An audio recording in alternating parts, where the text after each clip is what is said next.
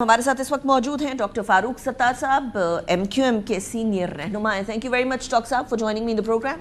It's a pleasure having you. Doctor साहब, अभी थोड़ी देर पहले बैरिस्टर अकील फरमा रहे थे कि आप लोग नाराज़ हुए हैं, हम मना लेंगे, आप लोगों के जो मुतालबात हैं हम पूरे कर लेंगे। कराची को अगर एडमिनिस्ट्रेटिव यूनिट नहीं भी बना सके तो एटलीस्ट ग्रास रूट लेवल तक बाकायदा जमहूरियत पहुँचा देंगे। क्या इस चीज़ पे पाकिस्तान MQM तैयार होगी या फिर वो एडमिनिस्ट्रेटिव यूनिट्स वाला अब मामला इससे इधर उधर नहीं होंगे?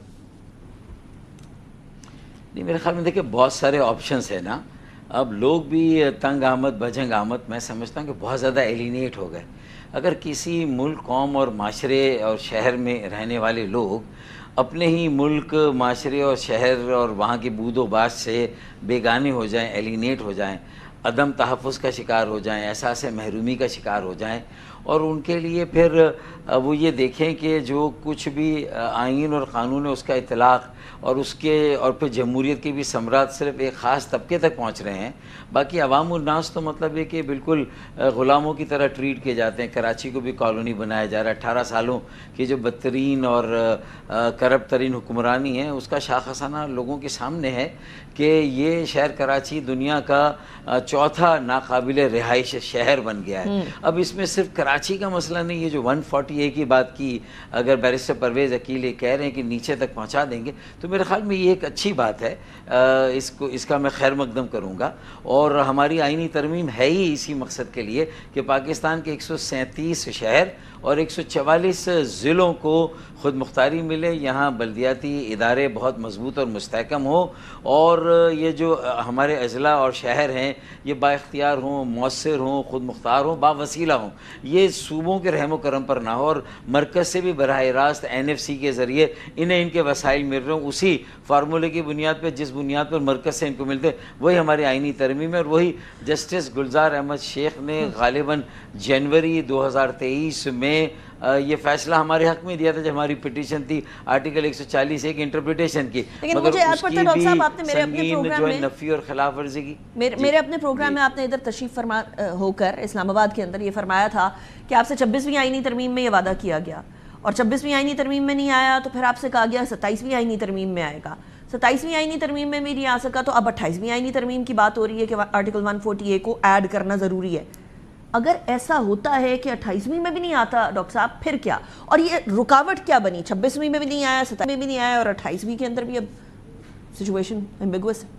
देखिए, ये कलीमुल्लाह सलीमुल्लाह जो ये एक दूसरे पे इल्ज़ाम लगाती हैं, सूबाई हुकूमत हमारे वडेरों जागीरदारों और पाकिस्तान की पीपल्स पार्टी के जो करता धरता है, और फिर मरकज़ से जो PMLN के जो तमाम चोटी के जो रहनुमा हैं वो फिर सारी बॉल वापस पीपल्स पार्टी की कोर्ट में, सूबे की कोर्ट में डाल देते हैं। तो मेरे ख्याल में अब ये नहीं चलेगा। देखें, असल में तो जब ये 2023-30 मार्च को माहिदा हुआ था पाकिस्तान पीपल्स पार्टी से, जिसमें बिलावल भुट्टो जरदारी साहब के दस्तखत हैं और MQM के कन्वीनियर खालिद मकबूल सिद्दीकी साहब के, तो उसके ज़ामिन, उसके गवाह और उस माहिदे पर अमल दरामद की सारी एश्योरेंस यकीन दहानी जो है वो शहबाज शरीफ साहब ने, मौलाना फजलुर रहमान ने, जनाब अख्तर मैंगल ने और खालिद मक्सी साहब ने दी थी, जो एक PDM-1 की। वेरी इंटरेस्टिंगली मैंने अभी डॉक्टर नकीब मलिक साहब से यही सवाल पूछा है, और वो कहते हैं कि वो पिछली हुकूमत थी, वो पिछली ज़मानत थी, अब नई हुकूमत है।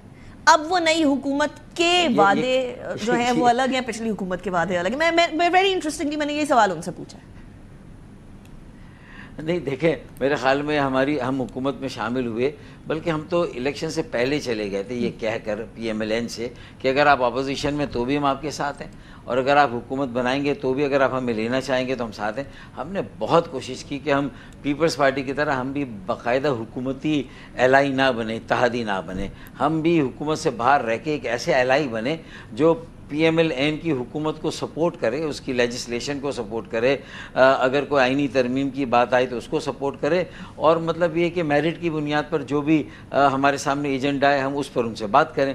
लेकिन उनकी ज़िद थी, उनका इसरार था कि नहीं, आप तो इलेक्शन से पहले से हमारे साथ हैं, 140 से तो हर हाल में होना है। और फिर उन्होंने तो मेमोरेंडम ऑफ अंडरस्टैंडिंग, देखें 104 यानी जो PDM-1 में तो सिर्फ पीपल्स पार्टी और बिलावल भुट्टो जरदारी ने 140A पे जो है आमादगी जाहिर की थी। تھی. اور یہ تو MOU تو سائن کیا PMLN نے باقاعدہ کہ ہم آپ کے ساتھ مل کر ایک جو ہے کنسنسس بلڈ کریں گے, ایک اتفاق رائے قائم کریں گے. اور ابھی جو بجٹ سازی کے دوران بھی ہمارے 3-4 مطالبات تھے. 140A کا تھا, دوسرا جو تھا گورنرشپ کی ہر حال میں واپسی, اور تیسرا جو تھا وہ مسنگ پرسن کی بازیابی, اور چوتھا کہ 7 ارب روپے سے کام نہیں چلے گا. 7,000 ارب روپے دینے والا شہر جو ہے اسے 70 ارب روپے تو دیے جائیں. تو یہ مطالبات ہیں, اور ان پر کم و بیش انہوں نے کہا تھا کہ ٹھیک ہے ری اپروپریشن کے ذریعے سے پھر مسنگ پرسن کے بھی 3 نام ہم نے دیے, تو ان کو جو ہے وہ ایکسیس دی جائے ساری معلومات, ویئر اباؤٹس, ویل بینگ, ان ہمارے جو گمشدہ ساتھی ہیں, یہ ساری باتوں سے اب ہم کہتے ہیں کہ اس کو اسپیڈ اپ کریں. جی رات گئی بات گئی نہیں ہونا چاہیے کہ بجٹ سازی ہو گئی, بجٹ پاس ہو گیا, یقین دہانی کرا دی گئی. بلال بھٹو زرداری فلور پہ کہہ رہے ہیں کہ لالی پاپ دے دیا جاتا ہے. تو ٹھیک ہے, ہم نے اپنی توپوں کا رخ اب جہاں صوبائی حکومت کی طرف رکھا ہے وہاں برابر کا وفاقی حکومت کی طرف. احتجاج کی بات کر رہے ہیں, اگر ہم احتجاج کرتے ہیں, احتجاجی تحریک چلاتے ہیں. ڈاکٹر صاحب اگر آپ کو میری آواز آ رہی ہو, پرائم منسٹر کہہ رہے ہیں کہ ہم تو مانتے ہیں, PMLN کہتی ہے ہم تو مانتے ہیں, لیکن بلاول بھٹو زرداری صاحب کہتے ہیں میرے ووٹ کے بغیر تو اور میری اجازت کے بغیر تو آپ کو چل نہیں سکتے ہیں. تو اگر آپ توپوں کا رخ کر لیتے ہیں PMLN کی طرف اور اجازت بلاول بھٹو زرداری صاحب کی ووٹوں کے تھرو نہیں ہوتی, تو پھر کیا ہوگا؟ پھر PMLN کیا کر سکتی ہے؟ دیکھیں PMLN کی یہی تو اب سیاست کی آزمائش اور امتحان ہے نا. ایسے کیسے ہو سکتا ہے کہ وہ ون وے ٹریفک چلائے, ہمیں حکومتی ذمہ داریوں کا بوجھ بھی ڈال دیں, 2 وزارتیں صرف جو اسلام آباد اور مرکز کی حد تک محدود ہے وہ دے دیں, وہ ہم لے کے ہم صرف مضبوطی اور استحکام کے لیے, جمہوریت کے تسلسل اور دوام کے لیے اسی طرح ہم ٹیکن فار گرانٹیڈ لیے جائیں, تو میرے خیال میں اس کی پھر کوئی حد ہوتی ہے. جیسے لوگوں کے بیگانگی, ان کی مظلومیت, ان کے ساتھ ہونے والی انصافی, وہ جو صبر کر رہے ہیں, برداشت کر رہے ہیں, اس کی ایک حد ہے. تو پھر ہماری ڈاکٹر صاحب thank you very much for joining me.